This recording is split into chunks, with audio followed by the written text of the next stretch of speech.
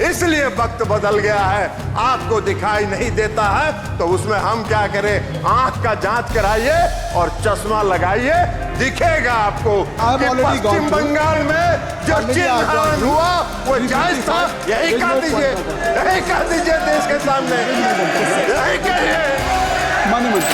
सभापति महोदय, हम पर अभिषेक बनर्जी जी का भाषण पढ़ रहे थे। अच्छा विभाग, आपको ये सब यही काम तो करते रहे आज तक आप लोग। आप लोग यही काम करते रहे। आप चेयर गिद्ध के तरह कैसे नोचना है, ये सब नहीं होता है यहाँ। आराम करिए आप। महोदय, हम अभिषेक बनर्जी जी का भाषण पढ़ रहे थे। अभिषेक बनर्जी जी ने भाषण दिया और कहा कि मोदी जी का 4 जून 2024 को जो पहली सरकार बनी, rejected the people of India, which was rejected by people of India. वाह रे भाई, आपके ज्ञान का हमको प्रशंसा करना होगा कि पूर्ण बहुमत की सरकार आप कह रहे हैं कि rejected by the peoples of India. वाह, पूर्ण बहुमत नहीं दिखता है इनको। अरे सच्चाई को अभिषेक बनर्जी जी स्वीकार करना चाहिए। इन्होंने कहा क्या भाषण में? वक्त बदल गया है, वक्त बदल गया है। हाँ अभिषेक बनर्जी जी, वक्त जरूर, सभापति महोदय, वक्त जरूर बदल गया है, वक्त जरूर बदल गया है, क्योंकि मोदी जी पूर्ण आत्मविश्वास और दृढ़ संकल्प के साथ तीसरे कार्यकाल में आत्मनिर्भर भारत बनाने की ओर चल चुके हैं। इसलिए वक्त बदल गया है, आपको दिखाई नहीं देता है तो उसमें हम क्या करें? आंख का जांच कराइए और चश्मा लगाइए, दिखेगा आपको कि इस देश की जनता ने क्या किया। हमको आशा करते थे, हम उम्मीद करते थे कि अभिषेक बनर्जी जी जब भाषण दे रहे थे तो वो कहते कि पश्चिम बंगाल में महिलाओं के चिरहरण का जो वीडियो वायरल हो रहा है उस पर क्षमा मांगते, इस देश से, उस पर इस देश से क्षमा मांगते। वे नहीं मांगे, नहीं मांगेंगे, नहीं मांगेंगे, क्योंकि पश्चिम बंगाल में वे जैसे चिरहरण हो रहा है, महिलाओं पर अत्याचार हो रहा है और जो आम लोगों पर अत्याचार हो रहा है वो उनको नहीं दिखता है। अभी इसी सदन में अभी बता रहे हैं जयप्रकाश जी। अरे जयप्रकाश जी बैठ जाइए, एक मिनट आपको बता रहे हैं। माननीय मंत्री जी, आप चेयर को एड्रेस करें। सभापति महोदय, सभापति महोदय, इसी सदन में अधीर रंजन चौधरी जी ने अपने मन का भड़ास और मन का तकलीफ कई बार सदन के पटल पर उतारा। दिशा की मीटिंग नहीं हुई 5 साल तक, दिशा की मीटिंग नहीं होने दी पश्चिम बंगाल की सरकार ने। और लोकतंत्र की बात करते हैं, इनको क्या अधिकार है लोकतंत्र की बात करने का? इनको कौन सा हक है लोकतंत्र की बात करने का? कृपया नाम रिकॉर्ड में है। माननीय सदस्य ने जो नाम लिया है, गौरव, माननीय सदस्य ने जो नाम लिया है वो रिकॉर्ड में नहीं जाएगा, रिकॉर्ड में नहीं जाएगा। जो माननीय सदस्य ने नाम लिया है, I think so you should have patience to hear me, you must have patience to hear me. जो नाम उन्होंने माननीय सदस्य का लिया है वो रिकॉर्ड में नहीं जाएगा। मैंने भी लिया। अरे गौरव, आप बैठिए। अरे गौरव गोगोई जी, आप इधर बोलिए चेयर से, आप नाम मत लीजिए। आप माननीय मंत्री जी। सभापति महोदय, माननीय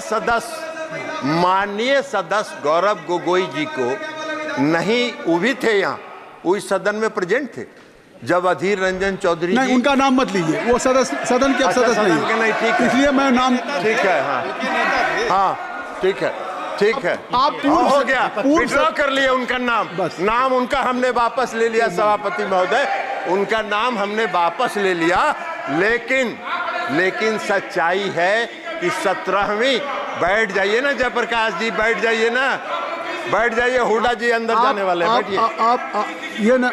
आप अपना सभापति महोदय, अपना भाषण। सभापति महोदय, अब मैं ये कह रहा था कि 17वीं लोकसभा के दौरान जब आपका अवसर आएगा तो बोलिएगा प्लीज। जयप्रकाश जी, प्लीज हुड्डा जी, तो कहना चाहिए, इनको कहना चाहिए, अरे इनको कहना चाहिए कि पश्चिम बंगाल में जो चिन्हरण हुआ वो जायज था। यही कह दीजिए देश के सामने, यही कहिए। माननीय मंत्री, आप बाजी मैं दूंगा, इनकी बात खत्म कर लीजिए, आप बैठ जाएं।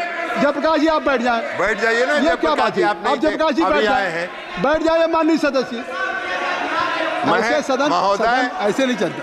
माननीय मंत्री जी आपसे आग्रह है कि आप अपना भाषण कृपया संक्षिप्त करें और आप चलिए माननीय सदस्य का नाम महोदय मैं नाम नहीं ले रहा हूँ, मैंने नाम वापस ले लिया, नाम हमने विड्रॉ कर लिया। अब हम ये कह रहे हैं कि 17वीं लोकसभा में उस समय माननीय विरोधी दल के नेता और सबसे बड़े पार्टी के जो नेता थे, उन्होंने सदन के अंदर कई बार अपनी पीड़ा का इजहार किया कि उनके क्षेत्र में दिशा की बैठक होने नहीं दी जा रही है। और गौरव गोगोई जी बैठे हुए थे, गौरव गोगोई जी उसके गवाह हैं। जयप्रकाश जी तो उसमें थे नहीं, ये कहां से जानेंगे? तो इसलिए गौरव गोगोई जी के सामने पीड़ा हुई। एगो सीट कांग्रेस को दिया, कांग्रेस ने दिया नहीं, एक कांग्रेस एक को सब। अब उसके बाद भी लगे हुए हैं, तो लगे रहिए मुन्ना भाई, कुछ न कुछ तो मिलेगा। लेकिन 99 वाला भी खतरा है, सांप का अगर काटा तो 0 पर आइएगा। लेकिन लगे रहिए, क्या करिएगा। और पूरा भाषण हमने शैलजा जी का भी सुना, शैलजा जी का भी भाषण हमने पूरा सुना। और शैलजा जी का भाषण हमने सुना, वो पूरा हरियाणा केंद्रित है। अरे ये देश का बजट है, हरियाणा का बजट थोड़े है। जयप्रकाश जी भी अभी बोल रहे थे पूरा हरियाणा केंद्रित। अरे देश का बजट है भैया, देश पर बोलो, देश। और नरेंद्र मोदी जी पूरे देश को आगे बढ़ाना चाहते हैं। ये उनका संकल्प है, ये उनका आत्मविश्वास है। इसलिए मैं समझ दूंगा, मैंने कहा है, अब मैं दूंगा। आप बैठ जाइए जयप्रकाश जी डिक्टेट नहीं कर सकते सदन में, आप बैठ जाएं। मैंने हुड्डा जी को कह दिया, रूलिंग दे दिया, आप बैठ जाइए। अब अध्यक्ष महोदय, सभापति महोदय, वित्त मंत्री का आप बैठ जाएं, कृपया आप सब लोग बैठ जाएं। तो हमने ये कहा कि पूरे 3 दिन तक ये बजट पर कम बोलते रहे। देश के प्रधानमंत्री आदरणीय नरेंद्र मोदी जी का चेहरा इनको पसंद नहीं था, तो इसलिए उनकी आलोचना में ये पूरा 3 दिन इन्होंने बिताया।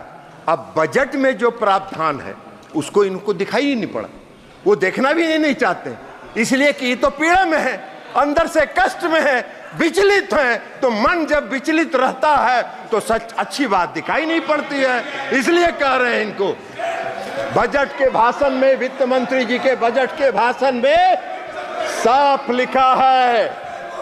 लिखा है कि 9 प्राथमिकताओं के संबंध में प्रयासों की परिकल्पना की गई है। और वो 9 प्रयास देश को आत्मनिर्भर भारत बनाने की दिशा में ले जाएगा। ये इस बजट में है, ये उनको दिखा नहीं। पहला क्या है? कृषि में उत्पादकता और अनुकूलता, रोजगार और कौशल प्रशिक्षण, समावेशी मानव संसाधन विकास और सामाजिक न्याय, विनिर्माण और सेवाएं, ऊर्जा सुरक्षा, अवसंरचना, नवाचार, अनुसंधान और विकास, और अगली पीढ़ी के सुधार।